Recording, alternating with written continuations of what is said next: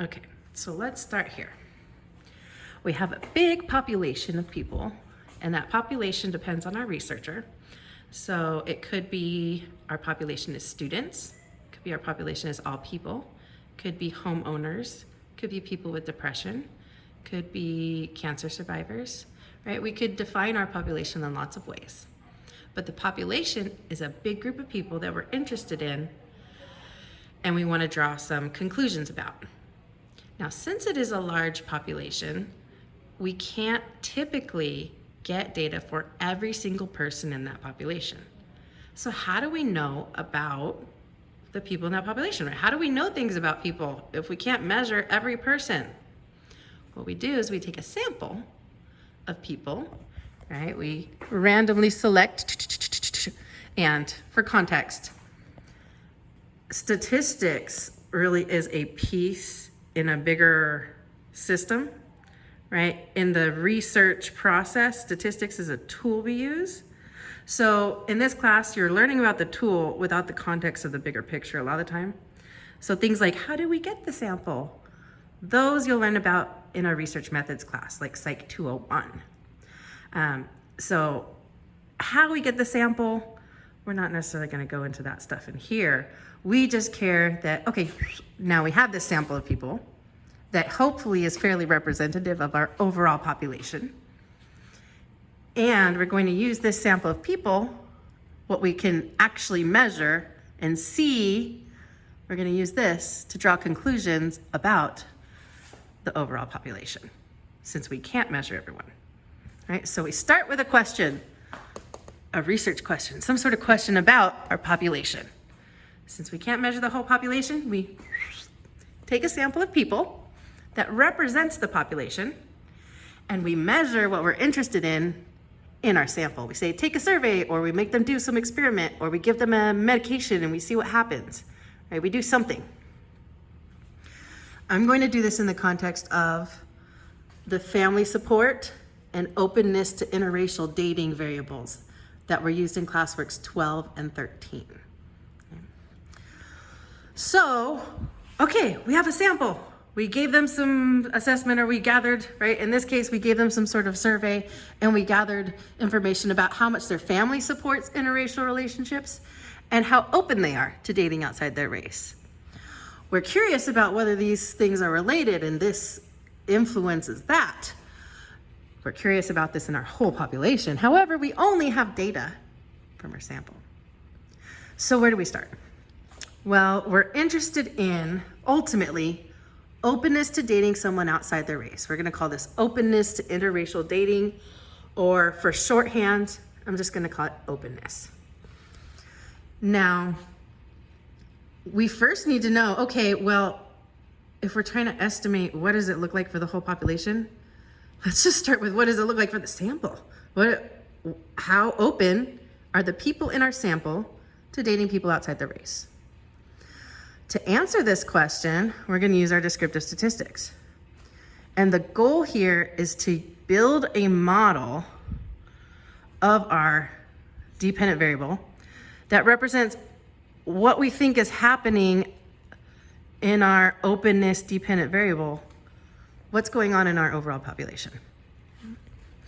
So we need 3 things to start building our model. Our simple model, which is on the DV only, right? We're just looking at one variable here. One variable plotted, okay? So our simple model, we need 3 things: shape, center, spread. How do we estimate the shape, right? And again, we're building this model not to represent the sample. We want the model to represent the whole population. We use information from the sample to inform our model.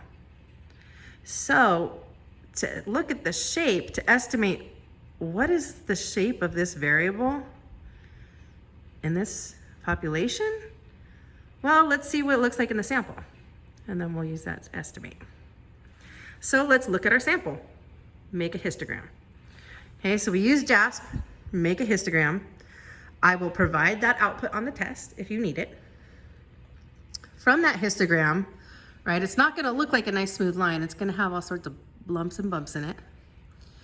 And you're gonna, basically what this represents is data for people just all stacked up, right? The people who are down here, the top points that are down here, are low in being open to dating other people outside their race, right? These people are like, no, thank you. These people, a little more open, right? There's more people here. There's more people here, it's stacked up higher. So here, more people are more open. And then it kind of tapers off. These people, you know, at the end, there are fewer people who are like, hell yeah, I only date outside my race, you know? I guess those would be these people. So we're looking at the range of values on this variable.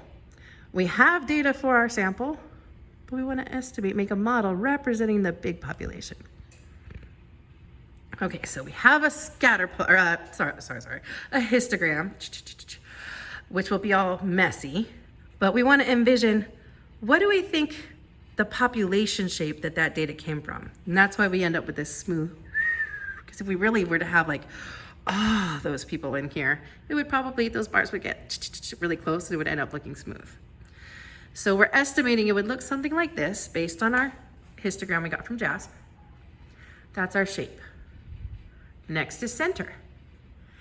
How are we going to represent our center in our simple model? Well, the center, we want to find the balancing point. What point is going to balance all the points below it with all the points above it? This point is going to depend on how many are down there, how many are up here. So the point of balance that we find, that center, is the mean. Okay, so we use the sample mean to inform us where about we put that. So it's going to be around 3.8. So we would estimate that in the population mean, the mu, the mean of the population, the center of the population, we're estimating that somewhere around 3.8 based on our sample data. Okay, so now we found the general shape, unimodal, left skewed, it's being pulled this way. We found the balancing point is around 3.8, that's the center, the mean for the population. And then we're also interested in the spread. So how spread out are those data points from that mean? Is everything really close together where everybody's about the same? Or are the data really spread out where there's lots of differences?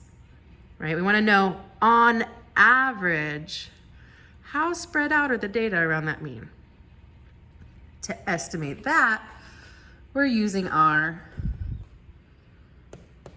standard deviation. The standard deviation represents the average spread around the mean. Remember, we tried to actually calculate it as the average, but it didn't work because it all cancels to zero, because that's what this does, it balances everything. So we did a workaround, but it generally represents this idea, the average spread around the mean. We're representing that in our model with sigma, little sigma, which is like an O with a hat. And that represents our population standard deviation. And I don't think I even labeled it here. I don't remember what it was, but whatever that value is, we would use to estimate this average spread. So here we have our simple model. In our simple model, I kind of forgot this part, hang on.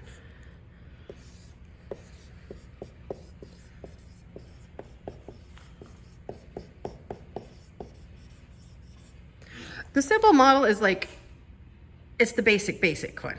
We haven't put our independent variable yet, sorry. So we have the dv, right, openness, is equal to some constant, in this case, like our mean, plus the error, which represents that spread, that standard deviation spread error around the mean. Super basic. Now, what we're really interested in is not just openness, but what role does family support play in influencing how open somebody is to dating someone outside their race? So to look at that, we also measured this, and we want to say, okay, well, how much is this predicting that? So we're gonna do the full model now, where we include family support as our independent variable that we theorize is influencing our dependent variable of openness to interracial dating. Now, as a note, you may be wondering, how do you know the family supports the IV and the DV is openness? The DV is always the one we want to predict or explain. When I say we want to explain the variability in blah, blah, blah, then blah, blah, blah is our DV. You know, if we want to use pinky to explain or predict middle finger length, the thing we're trying to predict or explain, middle finger length, that's the DV. The other one we're using that we think influences it, that's the IV. It's tricky. It takes practice. Whew. Okay, this is messy because that graph, when you actually do it, is a really ugly graph. We're gonna start our full model with the same 3 basics: shape, center, spread. It's just that now that we went from 1 variable to 2, it's like going from 1 dimension to 2 dimensions, or from 2 dimensions to 3 dimensions, right? So it takes it's gonna be more complicated. Your brain needs to expand. So same 3 things, but we use different things to represent them in this model, right? Here we had histogram, mean, standard deviation. Here we're going to do scatter plot, regression line, and that correlation R squared.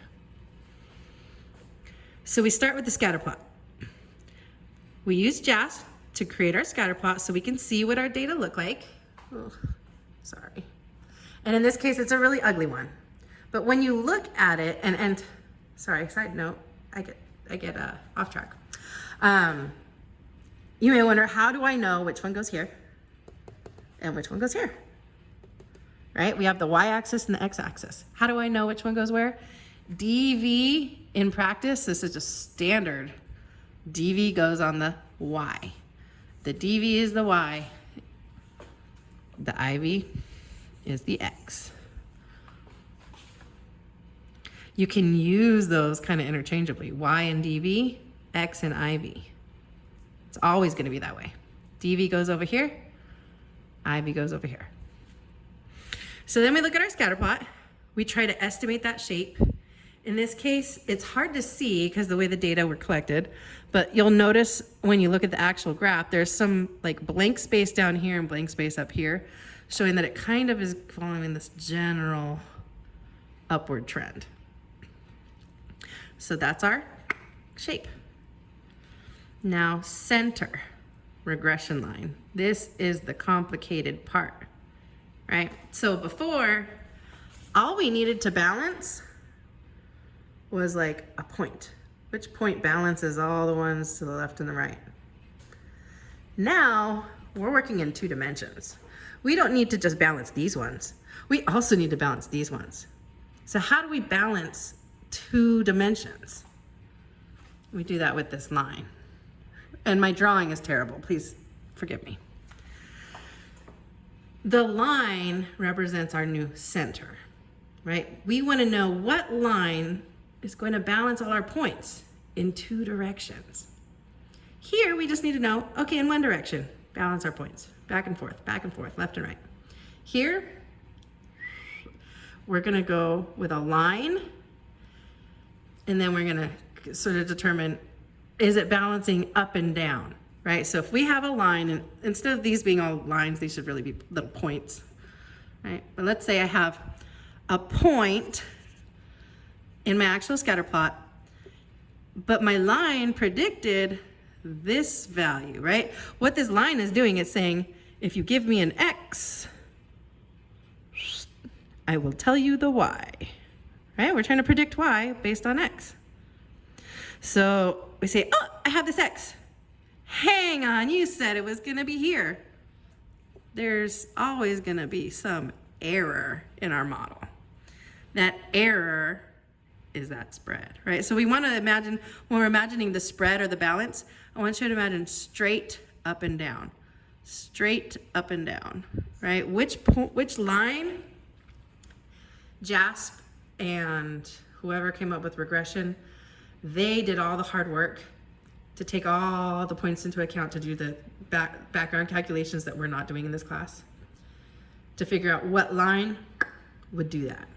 What line balances all those points above and below, and it spits out the regression line.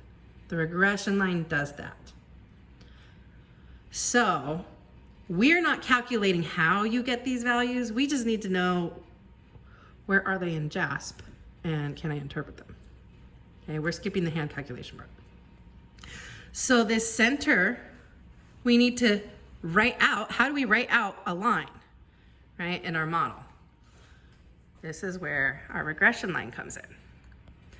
Our regression line follows this y equals b naught or beta naught. Sometimes you'll see it as the big beta plus b1x. We always use this y equals b naught plus b1x. That is the standard regression, simple linear regression equation. That's it. You look it up in a textbook, it looks like that, right? The b's might look different, but it's the same thing. We're going to use this same regression line model to help us model the effect of the IV family support on the DV, openness to interracial relationships.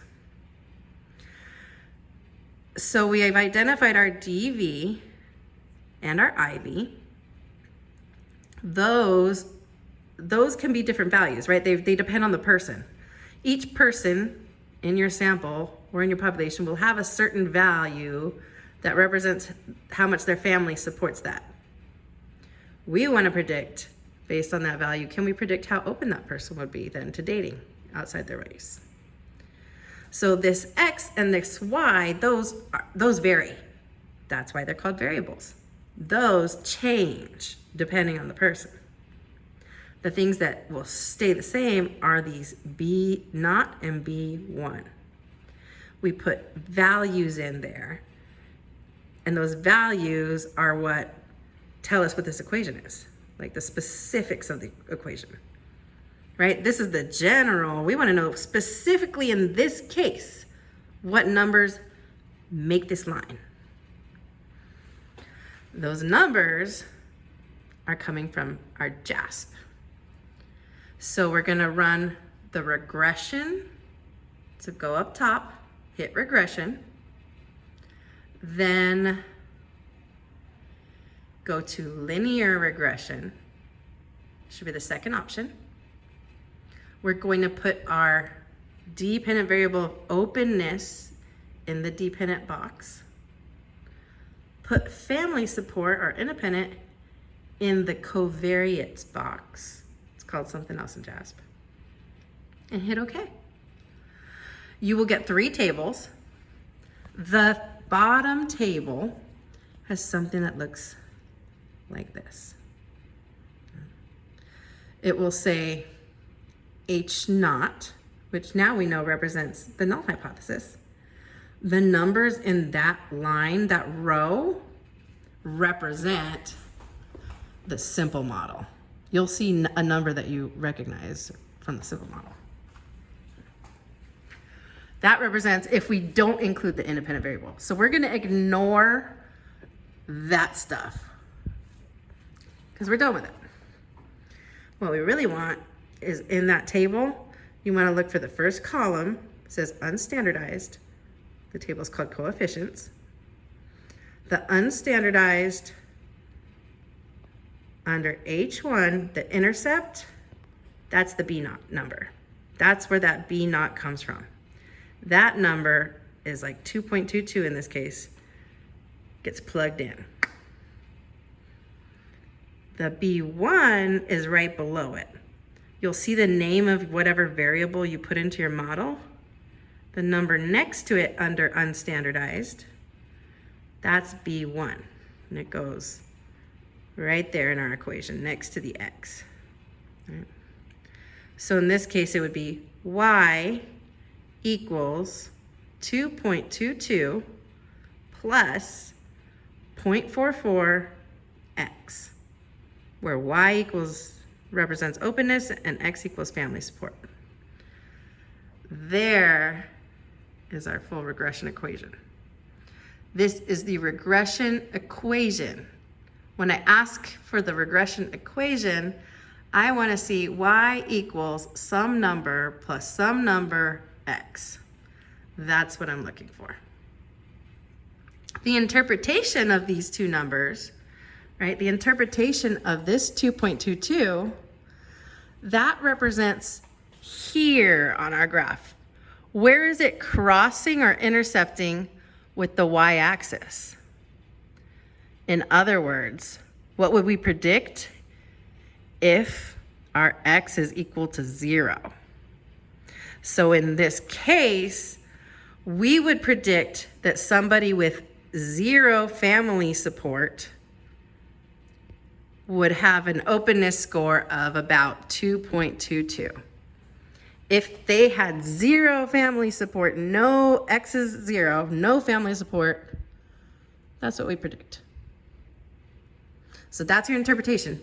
If a person had no family support, if family support equals 0, then we would expect the openness would predict 2.22.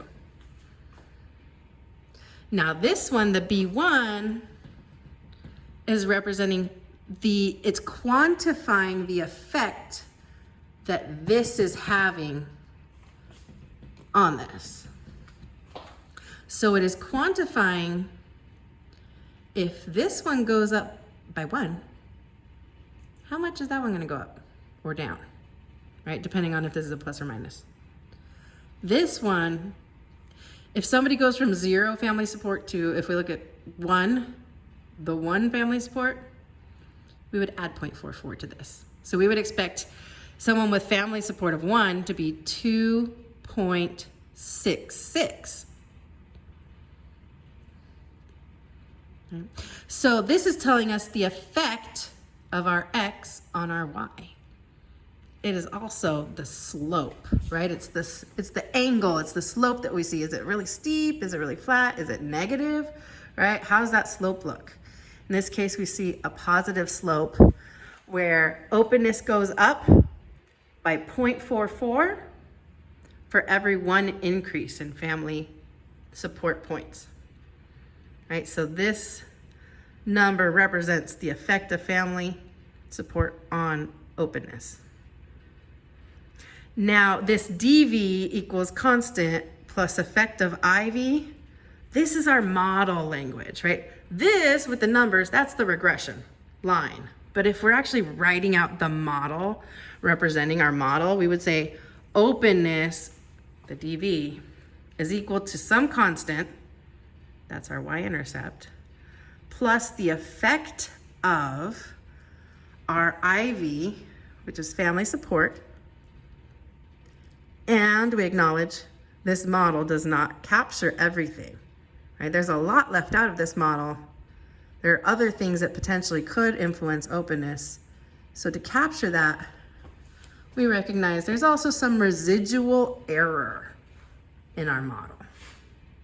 So our model language would then be openness to interracial relationships equals the constant plus the effect of family support